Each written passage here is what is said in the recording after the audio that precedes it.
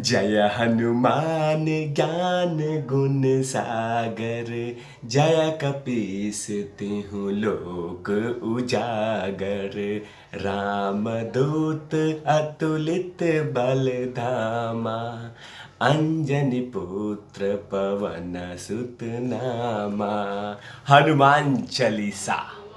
हनुमान चालीसा महाराष्ट्र की धरती पे, मुंबई में तमाम जगहों पे जोर जोर से बजाई जाएगी, और वो भी एक बार, दो बार, तीन बार नहीं, 5 बार, और वो भी 5 गुना स्पीकर लगा के। आइए, तिवारी भैया नहीं कह रहे हैं, ये महाराष्ट्र के धांसू नेता, शानदार जानदार नेता कभी कभी भटक जाते हैं, लेकिन फिलहाल फॉर्म में आ चुके हैं। नाम है आदरणीय जी, नाम है राज ठाकरे, मनसे के अध्यक्ष, महाराष्ट्र नवनिर्माण सेना के प्रेसिडेंट हैं राज ठाकरे। बाला साहब ठाकरे जी का झलक इनमें दिखता है, और जिस तरह की बातें उन्होंने कहा है, इस तमाम बातों की चर्चा मैं इस एपिसोड में करूंगा कि आखिरकार राज ठाकरे को इतना गुस्सा आया क्यों। नमस्कार, आप देखें तिवारी भाई, मैं हूं वेद प्रकाश। राज ठाकरे ने गुड़ी पाड़वा का एक पवित्र फेस्टिवल के दिन जो बातें कही है, उससे कहीं ना कहीं महाराष्ट्र की सियासत में भूचाल लाती है, और उनकी एक एक बातें महाराष्ट्र सरकार को नींद से जगाती है, और उनको वो तमाम बातें चुभ रही है राज ठाकरे की। एक एक बातें, सबसे बड़ी बात थी कि राज ठाकरे ने कह दिया कि अगर मस्जिदों से लाउड स्पीकर नहीं उतारे गए तो याद रखिए, उसी मस्जिद के आसपास में मनसे के जो कार्यकर्ता हैं, वो पूरे महाराष्ट्र में वहां पे 5 गुना 6 गुना स्पीकर लगा के हनुमान चालीसा चलाएंगे।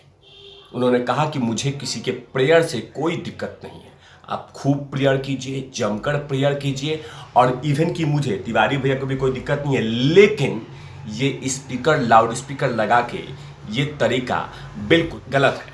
साथ में उन्होंने ये भी कहा कि आप दुनिया के किसी भी कोने में चले जाइए, वहाँ पे भी प्रेयर होता है, अजान होता है, वहाँ पे पूजा पाठ होता है, लेकिन इतनी बड़ी लाउड स्पीकर लगा के 3 बार, 4 बार, 5 बार ऐसा चीज़ें नहीं होनी चाहिए, और ना ही होता है। ये तमाम बातें उन्होंने अपने चुनावी रैली में कहिए, या वो एक तरह से फेस्टिवल रैली था, और वो तमाम बातें महाराष्ट्र सरकार को चुभ हो रही है। जाहिर सी बात है कि आज राज ठाकरे जो बोलते हैं वो करते हैं, लेकिन वो क्या क्या और बातें कही है, वो बातों पे विचार होनी चाहिए। उसके बाद उन्होंने कहा कि 2019 में जो महाराष्ट्र के राजनीतिक में चुनाव हुआ था, उस चुनाव में भाजपा और शिवसेना को जनता जनार्दन ने चुना था, लेकिन उनको उद्धव ठाकरे ने धोखा दिया, और अब जनता उन्हें धोखा देगी, क्योंकि लगातार भारतीय जनता पार्टी के नेता अमित शाह, नरेंद्र मोदी और देवेंद्र फडणवीस ये लगातार रैलियों में 2019 के कहते रहे कि हमारी सरकार बनेगी, मतलब कि भाजपा और शिवसेना के, लेकिन उसे हटाकर, उसे धोखा देकर महाअघाड़ी सरकार बना दी गई। ये जनता जनार्दन के साथ धोखा है, छलावा है, लेकिन अब जनता जनार्दन शिवसेना को छोड़ेगी नहीं। ये तमाम चीज़ें, तमाम बातें उन्होंने अपने रैली में कहा। साथ में स्वतंत्रता सेनानियों की धरती है, ये पवित्र धरती है, लेकिन यहाँ पे ऐसी ऐसी घटना सामने आ रही है जिसे शर्मसार करने वाली है। राज्य सरकार के 2-2 मंत्री जेल में हैं। ये दिन देखना पड़ रहा है। ये है महाराष्ट्र। उद्योगपतियों के, मतलब मुकेश अंबानी के घर के सामने में पटाखे लगाए जा रहे हैं, बम लगाए जा रहे हैं, धमकी दी जा रही है। क्या ये महाराष्ट्र है? बहुत सारी उन्होंने बातें अपने इस रैली से कर दिया। रैली में खचाखच भीड़ था, और कटाक्ष सिर्फ महाराष्ट्र सरकार पे था, उद्धव ठाकरे जी पे था, और साथ में शरद पवार साहब पे था। शरद पवार साहब को तो ये भी कह दिया गया कि ये जातिवाद की राजनीति करते हैं, जातिवाद में माहिर हैं, और वो बातें क्या क्या कही, ये बेहद बतलाने वाली बात होगी कि राज ठाकरे ने अपने रैली में शरद पवार साहब को क्या क्या ऐसी बातें कह दी जिसे अब सियासी भूचाल आना शुरू हो गया है।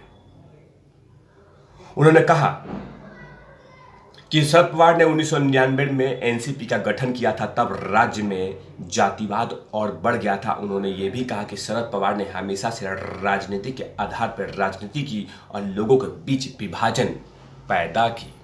ये बातें राज ठाकरे ने सीधे तौर पे शरद पवार साहब को आईना दिखा दिया है। और जिस तरह की रैली उन्होंने कहा है, जिस तरह की उन्होंने बातें कही, जिस तरह की रैली किया है और जिस तरह की बातें कही है, सीधे तौर पे आने वाले बीएमसी चुनाव में धाकड़ तरीके से एंट्री ला दी है राज ठाकरे ने।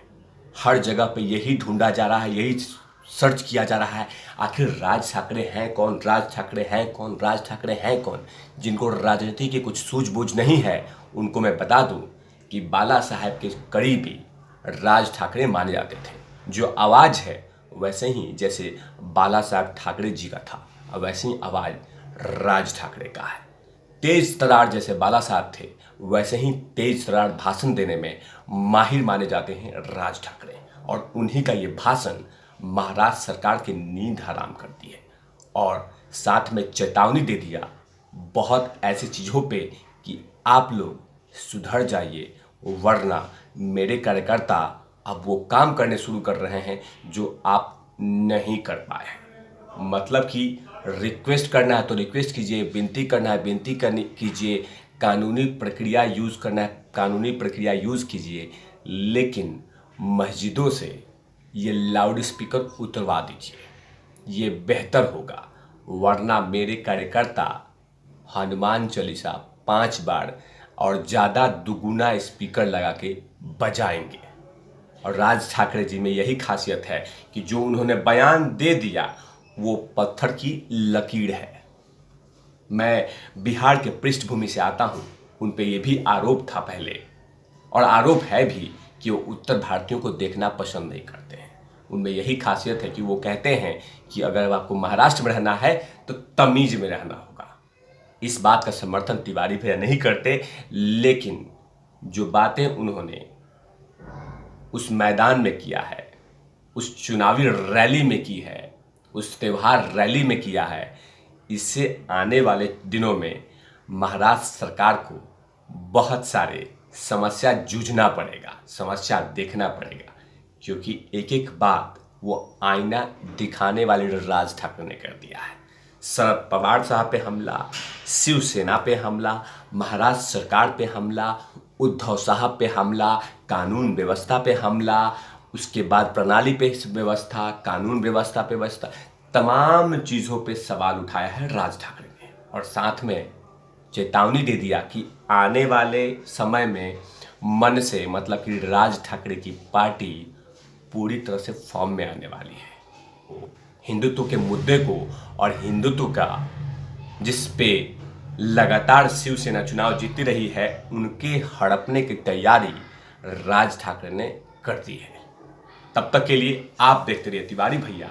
मैं हूं वेद प्रकाश, कैमरामैन ध्रुव लाठी के साथ। Over and out lovies.